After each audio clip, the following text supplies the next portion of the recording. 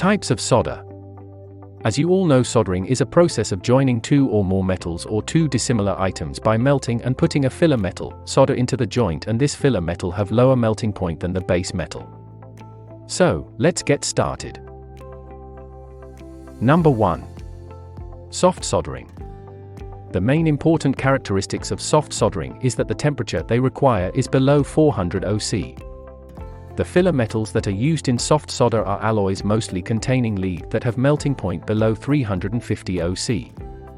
In soft soldering, the filler material is melted by applying heat to the parts that are to be joined, and this heat is also useful to connect the workpieces strongly. In soft soldering, capillary action takes place when workpieces are very close to each other. Soft lead is the basic requirement of this types of soldering process, and that's why it is called as soft soldering. Number 2. Hard soldering. It is also sometimes called as silver soldering.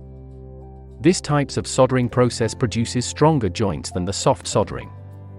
Hard soldering is mostly used to join metals like silver, gold, copper. According to temperature at which solder melts, filler metals is described as easy, medium, or hard.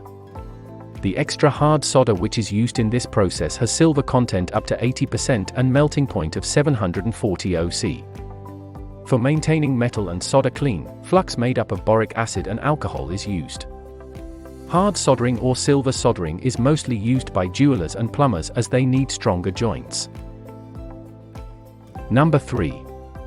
Brazing. Brazing gives us the strongest joints, but at the same time it requires hottest temperatures. In brazing, there is mostly requirement of torch or high heat source to fulfill this large temperature requirement. This process is mostly used in repairing wrought iron furniture, etc.